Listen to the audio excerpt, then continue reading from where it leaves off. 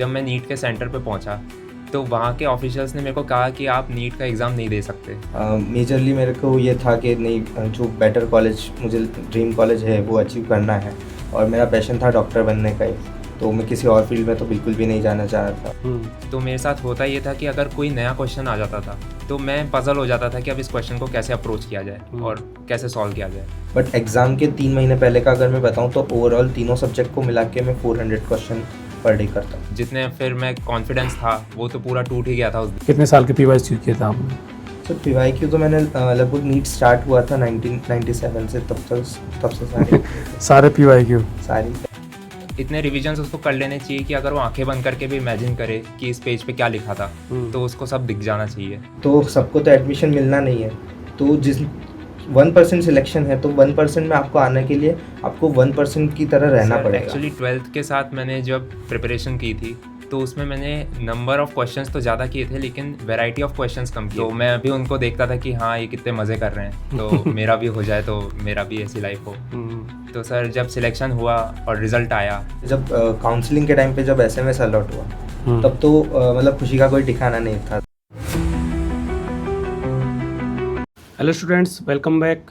आपका आज के नए episode NEET UG success story के न्यू पॉडकास्ट एपिसोड में स्वागत है। और आज हम आपको उन 2 स्टूडेंट से मिलवाने वाले हैं जिन्होंने नीट UG को क्रैक किया है। तो आज आपको कुछ वो चीज़ें भी समझने को देखने को मिलेंगी कि अगर आप फाउंडेशन कर रहे हो, फाउंडेशन के साथ साथ आप क्या गलतियां ना करो जिसकी वजह से आपका फाउंडेशन के साथ सिलेक्शन होने से रुक जाए। और आज के हमारे जो दोनों गेस्ट हैं वो अपने ड्रीम कॉलेज SMS के अंदर हैं और SMS में लगभग 6-7 महीने से अपनी स्टडी MBBS की कर रहे हैं। तो आज हम पूरा पॉडकास्ट उनसे बात करेंगे, आपके लिए सारी स्ट्रेटजी फॉर्मूलेज उनसे निकालेंगे, जो जर्नी है आपकी नीट UG एस्पिरेंट की वो पूरी तरह से आपकी सक्सेसफुल हो। तो वेलकम है आप दोनों का, आगम और विद्यांग। Thank you sir. तो कैसे हो दोनों? अच्छा सर। ओके, तो आगम मैं आपसे शुरुआत करना चाहूँगा। तो आपको सबसे पहले मोटिवेशन कहाँ से मिला कि इस फील्ड में आने का, मेडिकल फील्ड में डॉक्टर बनने का? मोटिवेशन कुछ ऐसा रहा था कि मुझे बचपन में 4th स्टैंडर्ड में एक एक्यूट पेनक्रेटाइटिस हुआ था, जिसकी वजह से मुझे काफ़ी बार हॉस्पिटलाइज होना पड़ा था। तो मेरा काफ़ी इन्वायरमेंट ऐसा हॉस्पिटल्स में बीता था बचपन में। तो मैंने जब डॉक्टर्स को ट्रीट करते हुए, पेशेंट को ट्रीट करते हुए देखा तो काफ़ी ऐसा फैसिनेटिंग लगा था। ये मतलब प्रोफेशन जो था, ये प्रोफेशन मेरे को काफ़ी फैसिनेटिंग लगा उस टाइम में आपने सोच लिया था कि मुझे ये वाला प्रोफेशन अचीव करना है। हाँ। राइट। विदाइन आपका? सर एक्चुअली मेरे फैमिली मेम्बर्स में कई सारे डॉक्टर्स हैं और मेडिकल फील्ड से एसोसिएटेड हैं, जैसे मेरे दादा दादी और मेरे चाचा चाची। तो बचपन से ही मैंने उनको देखा है कि वो कैसे पेशेंट्स को ट्रीट करते हैं और कैसे उनकी लाइफ को बेटर करते हैं। तो उन्हीं से मुझे इंस्पिरेशन आया कि मुझे भी ये फील्ड में आना चाहिए। ओके, तो मतलब आपका एक तरह से फैमिली मोटिवेशन रहा है। Yes sir. ओके, तो आगम आपने स्टार्ट कब कर दी थी स्टडी अपनी? सर मैंने 11th स्टैंडर्ड में स्टार्ट करी थी अपनी स्टडी प्रिपरेशन, पूरी 11th स्टैंडर्ड से स्टार्ट करी थी। दैन 12th, दैन एक 1 ईयर का ड्रॉप लिया। तो 11th में आपने मतलब 11th 12th दोनों फाउंडेशन से रखी है? हाँ सर। ओके, तो फाउंडेशन के साथ आपका क्या स्कोर रहा था? फाउंडेशन के साथ मेरा स्कोर 585 मार्क्स थे, जिसमें मुझे कॉलेज मिल रहे थे, लेकिन मेरे को जो ड्रीम कॉलेज चाहिए था वो मुझे नहीं मिल पा रहा था। और आपका ड्रीम कॉलेज कौन सा था? Sir SMS medical college dream college. अच्छा, तो उस टाइम पे मतलब 12th के साथ में ये कॉलेज नहीं मिल पा रहा था काउंसलिंग में, राइट? टाइम पे नहीं मिल पाया। तो फिर आपने ड्रॉप करने का सोच लिया था? Yes sir. तो जब आपने ये सोचा था कि मुझे 1 साल ड्रॉप करना है, तो उस टाइम कुछ डिफ़िकल्टी फील हुई? मतलब पेरेंट्स का सपोर्ट रहा या फिर पेरेंट्स ने कहा कि अभी जो भी मिल रहा है उसको ले लो? सर पेरेंट्स का कहना ज़रूर था कि अगर मिल रहा है तो वो ले लो, बाद में फिर और PG वगैरह में देख लेंगे। बट मैं मेजरली मेरे को ये था कि नहीं, जो बेटर कॉलेज मुझे ड्रीम कॉलेज है वो अचीव करना है, और मेरा पैशन था डॉक्टर बनने का ही, तो मैं किसी और फील्ड में तो बिल्कुल भी नहीं जाना चाह रहा था। तो पेरेंट्स ने मुझे सपोर्ट काफ़ी करा, कभी उन्होंने मेरे को फोर्स नहीं किया था। उन्होंने सजेशन ज़रूर दिया था कि जो मिल रहा है वो ले लो, बट उन्होंने हमेशा लास्ट डिसीजन मुझ पे छोड़ा था। रिलेटिव्स का क्या ओपिनियन था जब सोचा कि ड्रॉप ले रहे हो? सर रिलेटिव्स कई ने, मतलब क्लोज रिलेटिव्स ने सपोर्ट भी किया था, बट कभी कभार कोई कहता था कि नहीं अभी कर लेना चाहिए, 1 साल वेस्ट नहीं करना चाहिए। पर जैसे मैंने देखा, मतलब मेरा पैशन है तो मुझे नहीं करना चाहिए था, मुझे कोई और चीज़ में नहीं जाना चाहिए था, मुझे इसमें 1 साल दे देना चाहिए। ओके, और विदाइन आपका? सर मैंने 9th क्लास में LN ज्वाइन कर लिया था और फिर मैंने 1 साल का ड्रॉप भी लिया 12th में नीट देने के बाद। और सर एक्चुअल में ऐसा मेरे ऊपर कोई प्रेशर नहीं था किसी भी फैमिली मेम्बर या रिलेटिव का कि ड्रॉप करना चाहिए या नहीं करना चाहिए। ये मेरा खुद का ही डिसीजन था। पेरेंट्स ने भी सपोर्ट किया कि अगर तुझे लगता है कि तू 1 साल ड्रॉप करके और बेटर परफॉर्म कर सकता है तो हमारी तरफ से बिल्कुल पूरा सपोर्ट रहेगा। और मुझे भी लगता था सर कि हाँ 1 साल और ड्रॉप करके 1 मेहनत और मार लूँ तो शायद मैं और बेटर कर सकता हूँ और अचीव कर सकता हूँ ड्रीम कॉलेज।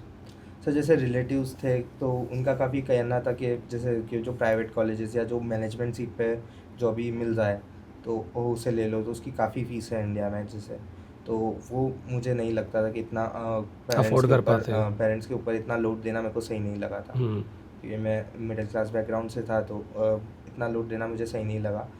और रिलेटिव्स कह रहे थे, प्रेशराइज कर रहे थे कि नहीं ले लो, बट पेरेंट्स ने सपोर्ट किया मुझे ड्रॉप पे, तो काफ़ी अच्छा। और आपने उन्होंने जो भरोसा किया था आपके ऊपर उसको भी सही करके दिखाया आपने, राइट?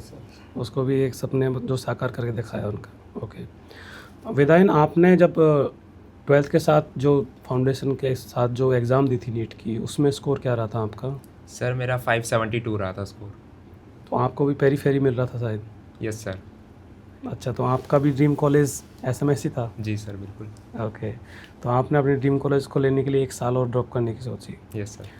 तो 12th के साथ ऐसी क्या मिस्टेक्स या क्या गलतियाँ हो गई या फिर क्या चीज़ ऐसी रह गई थी जिसकी वजह से ड्रॉप ईयर में लगा कि अगर इनको मैं उस टाइम ही कर लेता तो ड्रॉप ईयर नहीं लेनी पड़ती? सर एक्चुअली 12th के साथ मैंने जब प्रिपरेशन की थी तो उसमें मैंने नंबर ऑफ़ क्वेश्चंस तो ज़्यादा किए थे लेकिन वैरायटी ऑफ क्वेश्चंस कम किए थे। तो मेरे साथ होता ये था कि अगर कोई नया क्वेश्चन आ जाता था तो मैं पजल हो जाता था कि अब इस क्वेश्चन को कैसे अप्रोच किया जाए और कैसे सॉल्व किया जाए। और एग्जैक्टली सेम यही हुआ मेरे साथ नीट में जब ऐसे क्वेश्चन आए जो मैंने पहले नहीं देख रखे हैं तो मैं उनको सॉल्व नहीं कर पाया। एंड सर सेकंड चीज़ ये रही कि जब मैं नीट के सेंटर पे पहुंचा तो वहाँ के ऑफिशियल्स ने मेरे को कहा कि आप नीट का एग्ज़ाम नहीं दे सकते क्योंकि आपका एडमिट कार्ड और हमारे डेटाबेस में जो फीड है वो मैच नहीं कर रहा है। मेन एग्ज़ाम के दिन? जी सर, मेन एग्ज़ाम के दिन। और एक्चुअल में उसमें बस ये था कि मेरी फ़ोटो के नीचे नाम और डेट नहीं लिख रखा था उन्होंने, तो इसके लिए वो मेरे को रिजेक्ट कर रहे थे कि आप नहीं दे सकते एग्ज़ाम। पर वहाँ के सीनियर ऑफिशियल ने कहा कि नहीं ऐसा कुछ नहीं है, इसको आने दो अंदर। और ऐसा ही एक आधार कार्ड के रिलेटेड भी हुआ था कि वो आधार कार्ड मान नहीं रहे थे कि ये वैलिड नहीं है। मतलब एग्ज़ाम सेंटर पे एग्ज़ाम से पहले आपके साथ एक ट्रेजेडी हो चुकी थी? जी सर। तो उससे मेंटली डिस्टर्ब हो गए होंगे आप, राइट? जी सर। तो जितने फिर मैं कॉन्फिडेंस था वो तो पूरा टूट ही गया था उस दिन। अच्छा। कि अब कहाँ तो एग्ज़ाम क्रैक करने आए थे, अब ये सोच रहे हैं कि एग्ज़ाम दे भी पाएंगे कि नहीं। लेकिन इन दी एंड एग्ज़ाम तो दिया, लेकिन तब जो मेंटल रिलैक्सेशन होता है वो नहीं था मेरा। वो नहीं था उस टाइम पे, मतलब एक तरह से फुल एनर्जी में नहीं था ब्रेन, राइट? जी सर। ओके, तो ये कुछ रीज़न रहे थे आपके। जी सर। और रिवीजन को लेके, सिलेबस को लेके भी कुछ रहा था कि या तो सिलेबस इनकम्प्लीट रह गया था या फिर रिवीजन प्रॉपर नहीं हो पाए थे, कुछ ऐसा भी था? सर एक्चुअल में हुआ ये था कि पूरे साल भर मैंने कोचिंग के मॉड्यूल्स फॉलो किए एंड लास्ट के 2-3 महीने में मैंने NCERT को उठाया। तो मुझे ऐसा लगता है कि कहीं ना कहीं NCERT के रिवीजन मेरे कम रहे होंगे, तो मेरे क्वेश्चंस जितने तेज़ी से बनने चाहिए थे उतने तेज़ी से बन नहीं पाए नीट में। तो आपको क्या लगता है कि एक एस्पिरेंट को कितने NCERT के रिवीजन मिनिमम करने चाहिए एग्ज़ाम से पहले? Sir minimum around 30 to 40 revisions अगर वो कर लेता है, इतने रिविजन्स उसको कर लेने चाहिए कि अगर वो आंखें बंद करके भी इमेजिन करे कि इस पेज पे क्या लिखा था तो उसको सब दिख जाना चाहिए कि यहाँ पे ये पैराग्राफ था, वहाँ पे वो डायग्राम है। तो इतने रिविजन्स को कर लेने चाहिए क्योंकि एग्ज़ाम पूरा ऑलमोस्ट NCERT से ही आता है, तो अगर वो रिविज़न इतने कर लेता है तो उसका एग्ज़ाम काफ़ी अच्छा हो सकता है। ओके, आगम आप क्या रहा था कि 12th के साथ क्या गलतियाँ रह गई थी जिसकी वजह से सिलेक्शन नहीं हो पाया था अच्छी से? थोड़ा सिमिलर सा ही रहा था, मेरे भी ऐसे ही क्वेश्चंस, नंबर ऑफ़ क्वेश्चंस कम करे थे। मतलब मैंने नंबर ऑफ़ क्वेश्चंस तो ज़्यादा किए थे लेकिन वैरायटी थोड़ी कम रह गई थी। और उसके अलावा सर मैंने मेन फोकस अपना NCERT पे नहीं कर पाया था मैं दूसरे मटेरियल्स पे ज़्यादा जाने लग गया। अच्छा, NCERT मतलब आपने मेन फोकस में नहीं रखी? हाँ, बाकी मॉड्यूल्स हो गया, ऑथर बुक हो गई? यस सर, इधर उधर जाने लग गया था जिसकी वजह से एंड ऑफ द ईयर मेरे को बहुत ज़्यादा कंपाइल अप हो गया और मैं जो NCERT की चीज़ें हैं वो भूलता गया और मैं पेरीफेरी की चीज़ें ज़्यादा याद रह गई, जिस वजह से दिक्कत आ गई एग्ज़ाम्स, क्योंकि एग्ज़ाम स्ट्रिक्टली NCERT बेस्ड रहता है। NCERT के बाहर जो क्वेश्चन होता है उसको आप मतलब ये है कि आप उसको चैलेंज भी कर सकते हो सुप्रीम कोर्ट में, तो इसलिए NCERT पे स्ट्रिक्ट रहना चाहिए। तो एक तरह से आप एस्पिरेंट के लिए ये कहना चाह रहे हो कि अगर कोई भी एस्पिरेंट अगर एनसीईआरटी को हल्के में ले रहा है तो उसको हल्के में ना बायोलॉजी में लें। एनसीईआरटी लाइक भगवत गीता होती है, तो बायोलॉजी में एनसीईआरटी को पूरा ही पढ़ लेना चाहिए। और कुछ स्टूडेंट ऐसे हैं जो ये मानते हैं कि नहीं एनसीईआरटी तो ठीक है लेकिन उसके साथ भी कुछ ऑथर्स की रेफरेंस बुक या फिर कुछ एक्स्ट्रा बुक्स रखनी चाहिए, तो उसके लिए क्या कहोगे? अगर थोड़ा बहुत जैसे अगर टॉपिक से रिलेटेड चीज़ें अगर बाहर है तो एक्स्ट्रा नॉलेज काम भी आती है काफ़ी, मतलब एनसीईआरटी को समझने के लिए काम आती है। लेकिन कुछ चीज़ें जो बिल्कुल इररेलेवेंट है, जो टॉपिक से बिल्कुल बहुत मतलब बाहर की चीज़ें आ रही है, तो फिर उसको नहीं पढ़ना चाहिए मेरे हिसाब से।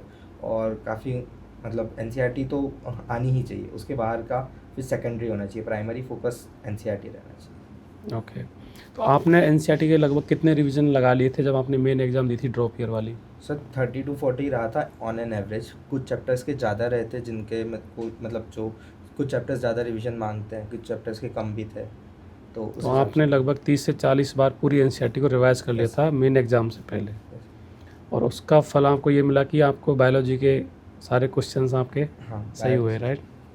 आपने कितनी बार रिवीजन कर लिया था एनसीईआरटी को? सर मेरा भी एवरेज 30 to 40 ही रहा था। और रिवीजन में सर एक चीज़ ये रहती है कि एनसीईआरटी में जो लाइंस लिखी हुई है वो कुछ लाइंस उन्होंने एक्सप्लेन नहीं किया कि ये है, बस है, वो एक फैक्ट की तरह लिख दिया। लेकिन उसका एक्सप्लेनेशन जो रहता है वो रेफरेंस बुक्स में काफ़ी अच्छा दे रखा होता है। हाँ, तो मेरे हिसाब से ऐसा करना चाहिए कि पहले एक बार रेफरेंस बुक से उसको पढ़ लेना चाहिए ताकि वो चैप्टर हमें क्लियर हो जाए theory and conceptual wise, and then उसको एनसीईआरटी से रीड करना चाहिए ताकि जो एनसीईआरटी कहना चाह रही है वो अपन अच्छे से समझ पाए। तो मतलब किसी एस्पिरेंट को ये लग रहा है कि एनसीईआरटी अगर डायरेक्ट पढ़ी जाए तो समझ में नहीं आती है, तो इट मीन्स कि आप अदर बुक को रेफ़र कर लो बट सिर्फ समझने के लिए, जी सर। ना कि उसको एज ए मेन स्ट्रीम बना लो, क्योंकि एट द एंड रिवाइज आपको वो चीज़ करनी पड़ेगी जो आपके हाथ में है। एनसीईआरटी को आप हाथ में लेकर रिवाइज कर सकते हो, बाकी अदर रेफरेंस बुक रिवाइज नहीं हो पाती है एट द एंड लास्ट में, राइट? तो आप लोगों ने कोई रेफरेंस बुक नहीं रखी? सर ओनली कोचिंग के जो मॉड्यूल्स थे वो ये as a reference book work करते थे, तो उनको 1 या 2 बार पढ़ा, उसके बाद फिर उनको हाथ नहीं लगाया, उसके बाद सिर्फ एनसीईआरटी पे स्टिक रहे। ओके, तो जो तीनों सब्जेक्ट्स हैं फिजिक्स, केमिस्ट्री, बायोलॉजी, इनमें से आपकी फेवरेट कौन सी थी? सर मेरा physics favourite subject physics favourite था। स्टार्टिंग से ही फिजिक्स में काफ़ी इंटरेस्ट रहा, हम्म, मैकेनिक्स वगैरह में। फिजिक्स केमिस्ट्री के लिए आप एनसीईआरटी के बाहर जाते हैं सभी लोग, मतलब उसमें आप एनसीईआरटी को कर भी नहीं सकते क्योंकि वहाँ एनसीईआरटी बड़ी हो जाती है। तो काफ़ी नीट, पर एनसीईआरटी भी सॉल्व करना ज़रूरी है उसमें, क्योंकि कई क्वेश्चंस डायरेक्ट एनसीईआरटी से भी पूछे जाते हैं। और फिज़िक्स केमिस्ट्री के लिए आपको रेफरेंस बुक ज़रूर लेनी चाहिए, क्योंकि फिज़िक्स केमिस्ट्री के लिए ये रहता है कि जितने ज़्यादा नंबर ऑफ़ क्वेश्चन उतनी ज़्यादा प्रैक्टिस। तो आप लगभग अगर डेली का लिया जाए तो डेली कितने क्वेश्चंस की प्रैक्टिस करते थे फिजिक्स और केमिस्ट्री को लेके? Sir starting of the year में कम रहता था, फिर एंड ऑफ द ईयर वो बहुत ज़्यादा बढ़ता गया, तो ऐसा फिक्स तो नहीं रहा। बट एग्ज़ाम के 3 महीने पहले का अगर मैं बताऊं तो ओवरऑल तीनों सब्जेक्ट को मिला के मैं 400 क्वेश्चन पर डे करता था। 400 क्वेश्चन पर डे करते थे आप फिजिक्स केमिस्ट्री के, राइट? फिजिक्स केमिस्ट्री बायोलॉजी तीनों। ओके, विदान आप? सर मेरा भी ऑलमोस्ट सेम ही था। जैसा कि आगम ने कहा कि हमको फ़िज़िक्स और केमिस्ट्री के लिए रेफरेंस बुक लेनी चाहिए, तो बिल्कुल सही है, क्योंकि फ़िज़िक्स और केमिस्ट्री में क्वेश्चंस जो आते हैं वो कॉन्सेप्चुअल बेस्ड आते हैं। और अगर आप जितनी ज़्यादा प्रैक्टिस करोगे, जैसे कि मेरी जो गलती रह गई थी, मैंने टाइप्स ऑफ क्वेश्चन कम किए थे, तो जितने टाइप्स ऑफ क्वेश्चन हम ज़्यादा करेंगे उतना हमारा दिमाग खुलेगा कि कोई नया क्वेश्चन आ जाए तो उसे कैसे अप्रोच करना चाहिए। तो सर मेरा भी ऐसे ही था, स्टार्टिंग में नंबर ऑफ़ क्वेश्चंस कम थे क्योंकि चैप्टर कम होते हैं, लेकिन जैसे जैसे चैप्टर पाइल अप होते हैं वैसे वैसे नंबर ऑफ़ क्वेश्चंस भी मैंने बढ़ा दिए थे। तो क्वेश्चन कब करने चाहिए एक एस्पिरेंट को? जैसे कोई फिजिक्स का पर्टिकुलर टॉप चैप्टर चल रहा है, राइट? कोचिंग्स में हो चुका है वो, कोचिंग में जो जनरली अपन पढ़ाता, टीचर पढ़ा रहा होता है उस टाइम पे कुछ एग्जाम्पल तो खुद ही कराते हैं, है ना? उस टाइम पे रिसेंटली 5 या 10 क्वेश्चन तो क्लास में हो चुके होते हैं।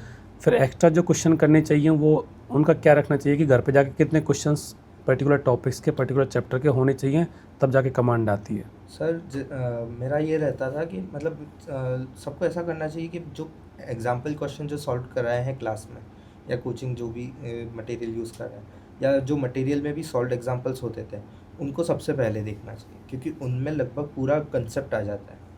उसके बाद जो अनसॉल्व क्वेश्चन है उनकी तरफ जाना चाहिए पहले, और इसमें PYQ को भी ऐड करना चाहिए। तो PYQs को लेके क्या था आपका? कितने साल के PYQ किए थे आपने? सर PYQ तो मैंने लगभग नीट स्टार्ट हुआ था 1997 से, तब से सारे करे थे, सारे PYQ सारे ही करे थे। मतलब जब से नीट स्टार्ट हुआ है। नीट हाँ 2013 में स्टार्ट हुआ था। हाँ इसके पहले AIPMT के हाँ, जो भी क्वेश्चन मतलब करे थे। ऐसे एग्ज़ाम था इसका, उसके सारे PYQs कर लिए थे हाँ, आप। उसके सारे PYQ। आपने विदाइन? सर मैंने लास्ट 10 ईयर्स के PYQs किए थे।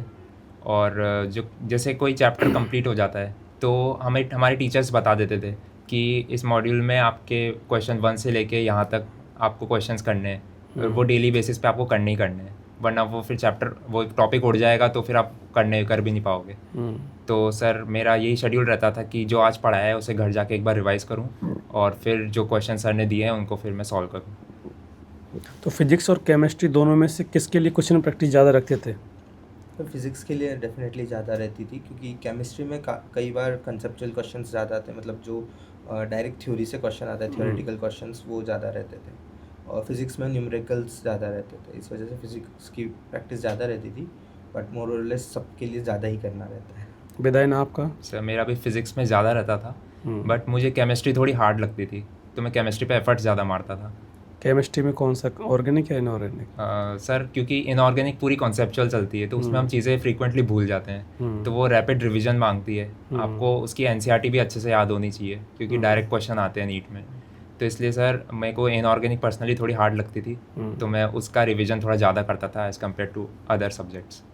ओके, तो अब मुझे बताइए कि जब आपने पूरी प्रिपरेशन आप कर रहे थे, जैसे ड्रॉप ईयर के अंदर जो पूरी तैयारी कर रहे थे, तो ड्रॉप ईयर के टाइम पे आपका जो ऑल ओवर द ईयर जो प्रिपरेशन का तरीका रहा था वो सेम था या बीच में चेंज भी किया है? स्टडी आवर्स चेंज हुए हैं या फिर पैटर्न चेंज हुआ है या फिर पूरा ईयर एक सेम रहा था?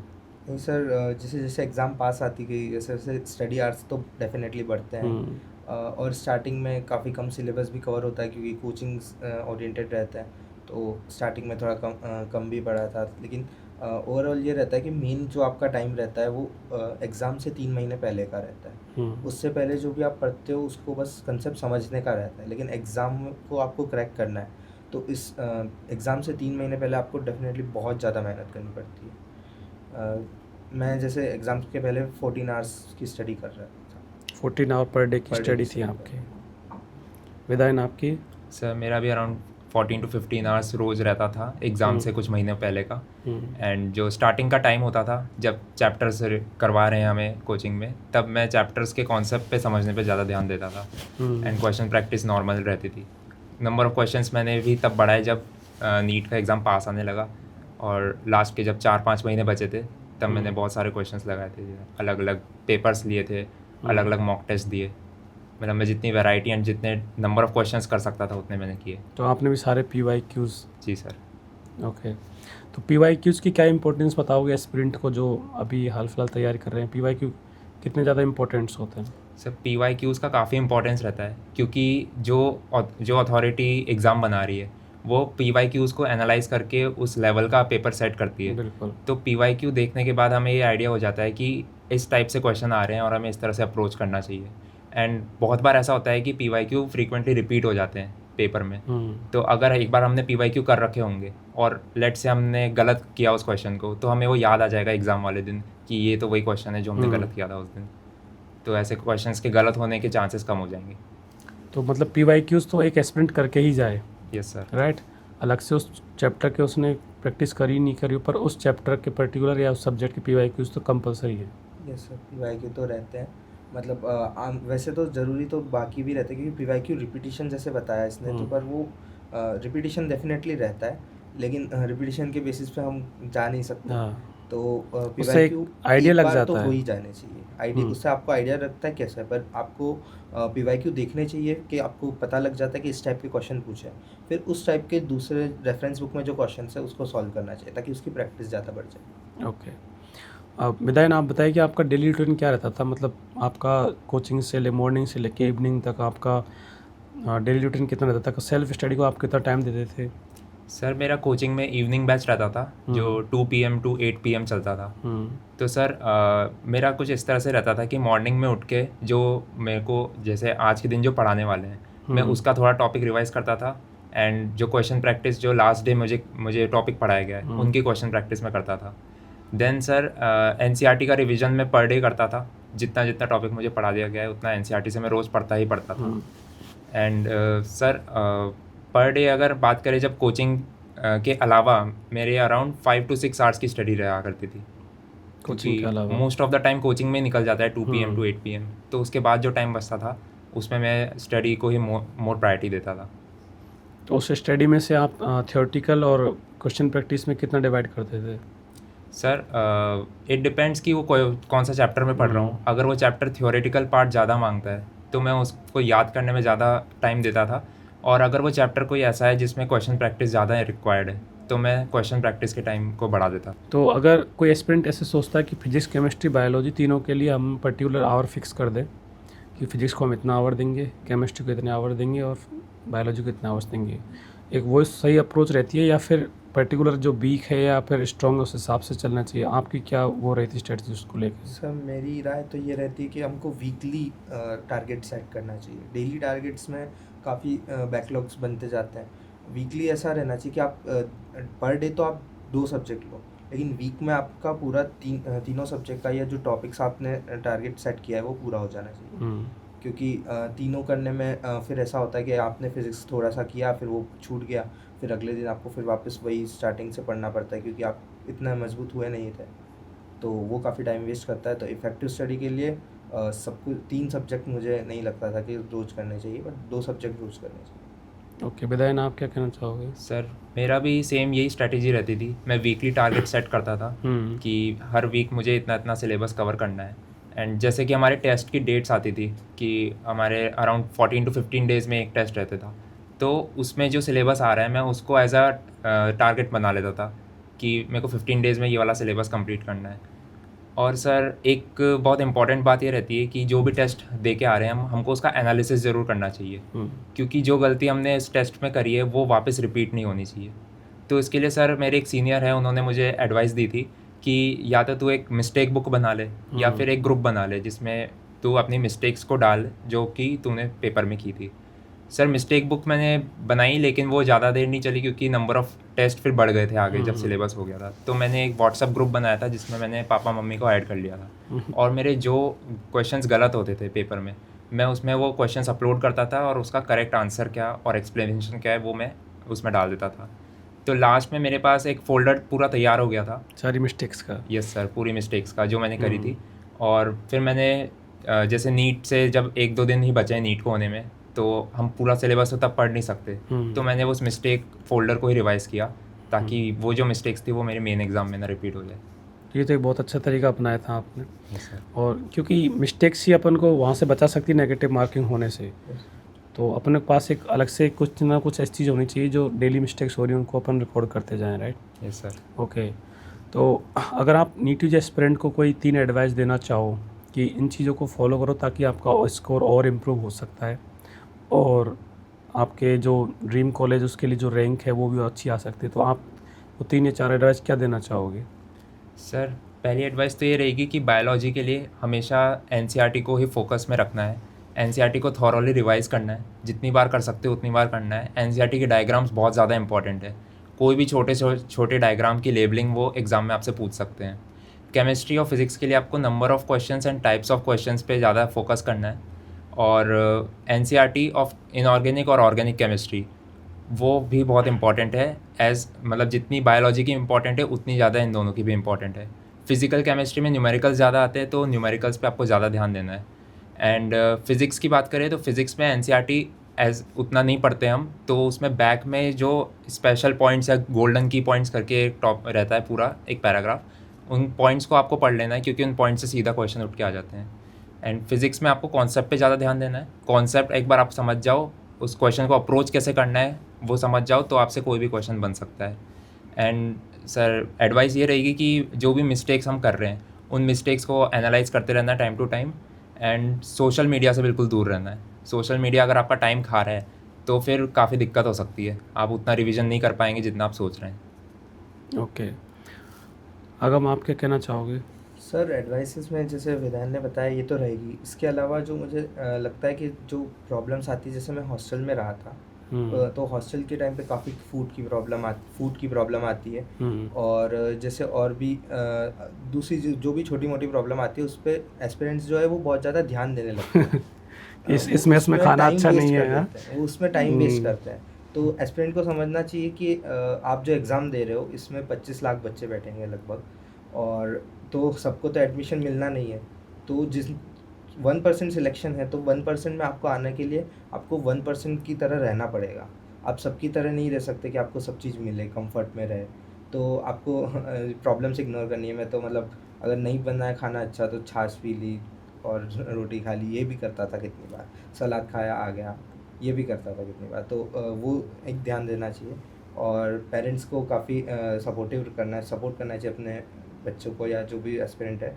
क्योंकि मेरे तो जैसे कभी मॉक टेस्ट में 400 मार्क्स भी आए, तब भी मेरे पेरेंट्स ने कभी ऐसा वो नहीं करा कि आपको इतनी ज़्यादा लाया हो या डांटा हो। या कभी काफ़ी पेरेंट्स मतलब ऐसे हो जाते हैं कि क्यों कम आ रहे हैं, वो डांटने लगते हैं। और बच्चा अकेला रह रहा होता है दूर, तो पहले ही उसकी लाइफ में काफ़ी प्रॉब्लम्स होती है, उससे वो हैंडल कर रहा होता है। तो पेरेंट्स के लिए रहता है कि पूरा आप सपोर्ट करो, वो कर लेगा। और नहीं भी करेगा तो कुछ ना कुछ बेटर ही आउटकम रहता है इस तैयारी का। ओके, तो आप लोगों का जो ड्रीम कॉलेज था, आज आप लोग दोनों उस ड्रीम कॉलेज में अपनी एमबीबीएस की पढ़ाई कर रहे हैं। तो जब आपको ये चीज़, आपका सपना साकार हुआ जब आप कॉलेज में आए, उस टाइम आपको कैसा फील हुआ? सर बहुत अच्छा फील हुआ उस टाइम पे, क्योंकि ये ड्रीम कॉलेज का सपना पूरे प्रिपरेशन के टाइम पे था कि ये कॉलेज मिल जाए। और मेरे काफ़ी फ्रेंड्स थे जिनका 23 में ही सिलेक्शन हो गया था मेरे से 1 साल पहले।